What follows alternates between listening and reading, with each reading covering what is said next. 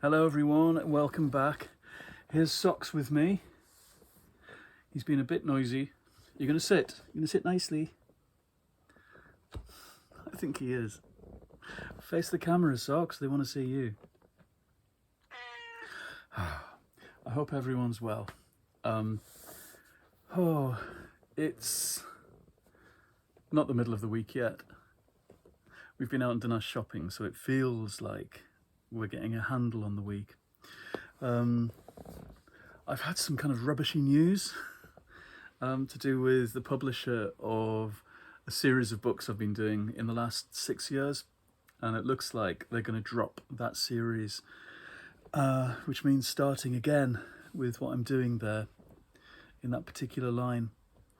This is just what happens. It's happened again and again through my writing career over 30 years. You get flung back. It's like writing your name on the water. You get flung back to the beginning again, and you have to start again. A different genre, different style. I guess they've done their best. You hope that everyone's done their best, everybody involved, and everyone's put the effort in and worked hard to make these a success. And I think the first bunch of books did do well. I don't think they tried to kind of refocus with the second trilogy. Anyway, they've lost faith, I've learnt today, which is a bugger, really. I'd written a long synopsis for another trilogy set in the same world of spanning decades in the Northeast, and they don't want it. So we'll see what happens next. I think it's good. I think it's brilliant, obviously. I work so hard at this stuff, I can't tell you. And it's hard. It's hard when you work so hard constantly and have to reinvent yourself each time, and it's always the writer that takes the flak. It's always the writer that has to move on and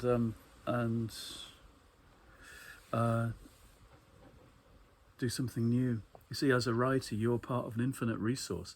There's always writers behind you that publishers can take a punt on. You're just cleared and on to the next, which is tough. And you have to be tough as boots to work in this world of writing, to be a writer. I think you have to be tough to work in publishing, I'm sure that's true. But to be a writer where you're flung back on your own resources, your own talent and imagination, fortitude and skill, and all those things, you have to be really tough, and you have to really want it. I know so many people who talk about wanting to write. It would be a nice, fun thing. It's a nice hobby. And people talk as if that's what it is, but it's not. It's tough. And the first thing I did, you get bad news by email at 9 o'clock in the morning. First thing I did was sit down with tea and my cat and my laptop and wrote the next 1,000 words of the thing that I'm doing, completely unrelated to the thing that was being rejected. But if I didn't do the 1,000 words on the other thing, today's 1,000 words, that would be more demoralizing. You have to prove to yourself that you can go on. It's a long time of doing that. It's a long time of picking myself up, and you do wonder. You do wonder if you are tireless, if you are someone who can just carry on doing that. Anyway, there's been a few tough bits of fortune in terms of writing stuff this last little while. I hope I'm not boring you all with this kind of these candid insights, and they are candid insights. People don't talk about this stuff.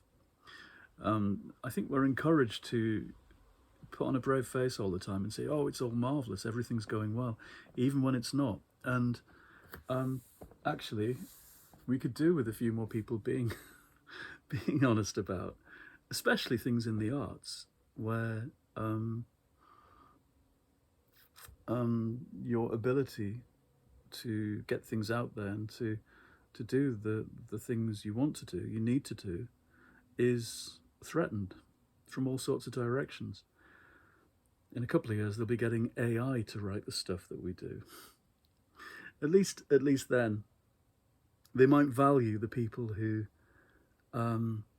write strange, obscure, perverse, weird, unique things. All the things I've been accused of writing. They'll never get AI to write what I write. They will get the same bland froth and the usual smoothies that not very good writers write. That's what AI will do. It will be an amalgam of lowest common denominator stuff. So maybe eventually the industry and the arts generally will come round to actually wanting people to be unique again. I can't tell you how many times I've been told over the years, stop being so unique, fit in more. Fit in more goes back to going to school and being told that. But, you know, in my chosen world of writing, I've been told that right from the start. And in fact, writing my sagas was an attempt to do that in some ways, to write inside a genre that already exists. Anyway, 6 novels is a good go at something, I suppose. And those books have their fans. So I hope I'm not being gloomy by being candid. I feel as if I can talk about stuff here on this channel. Maybe I'm being foolish. Maybe I'm talking out of turn. There's a lot of things I could say about the world of writing that I don't. But I do feel I can explain what's going on. And also it's nice to have a bunch of people out there who are cheering you on, and I hope that's what you do. I mean, the comments I get feel like I'm being cheered on. In some ways, being in the university world for so long, the university world of writing, of creative writing at UEA in East Anglia, in Norfolk, in my late 20s, early 30s, as my first proper kind of job, I don't think it made me tougher. I think it made me more paranoid about not succeeding and this idea of what success might be. And that's no good. I think that stayed with me because some of the people I knew there and the way they behaved and the way they talked about writing. To me, success is just writing the things you want to write for an audience that you know is there, for enough money to survive on, to live on. And I'm not greedy for anything, really. And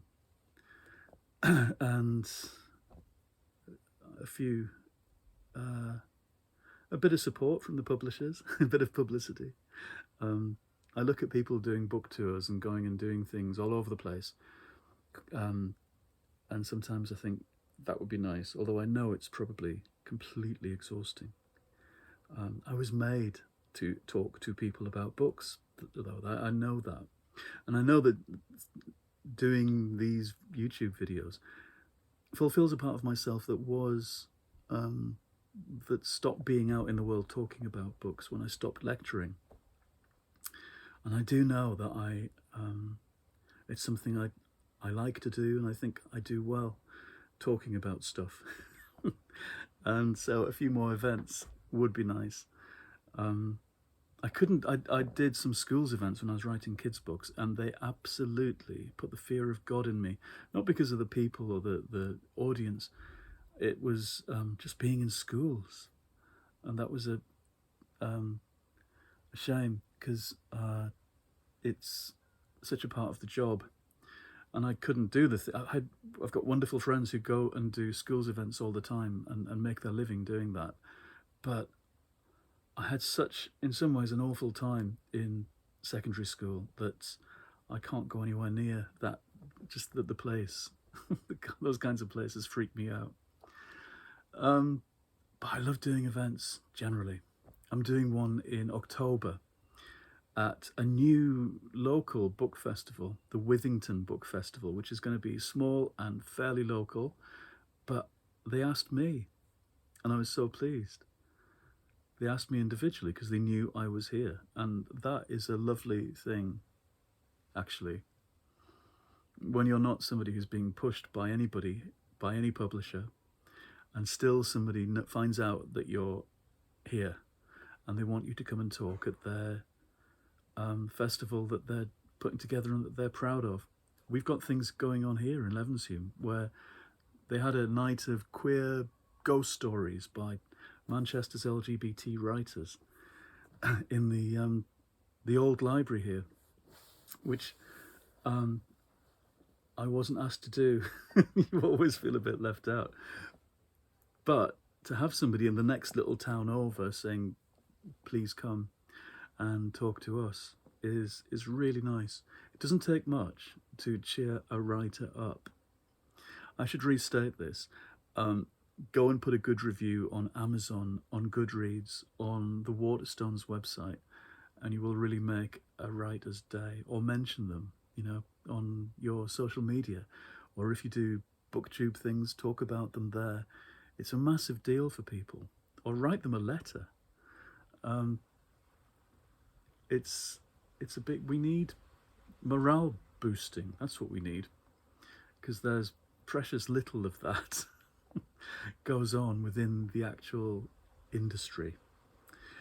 Anyway, I still haven't finished reading my Bernie Taupin book.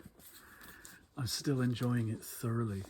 I have a feeling it's going to go a bit into cowboys and horses at the end, and it might go off the showbiz stuff, or the stuff about being a poet in the middle of rock stars is really interesting, and the kind of slightly louche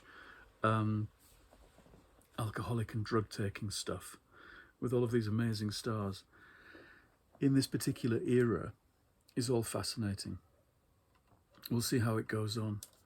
I hope it finishes well. Anyway, I'm going to finish that. And then, as I said, I've got Natalie Goldberg and her latest book of inspirational stuff about writing. And maybe that's just what I need right now. Maybe I need to remind myself of some of the basics of what's good about this. About doing this chosen thing that I do. I'm still waiting to hear about 6 different projects at different stages of commissioning and editing, and there's a lot that I'm waiting for, and you're at the mercy of everybody getting back to their desks and prioritizing you. They don't always realize, of course, that it's your livelihood. You're waiting to hear if this thing's going to happen, because you need to timetable your weeks very carefully when you work on a number of projects like this. You have to timetable them very carefully because they all need a lot of time. I can write between 5,000 and 10,000 words a week on whatever I'm doing as a main project, but that means they move along in this particular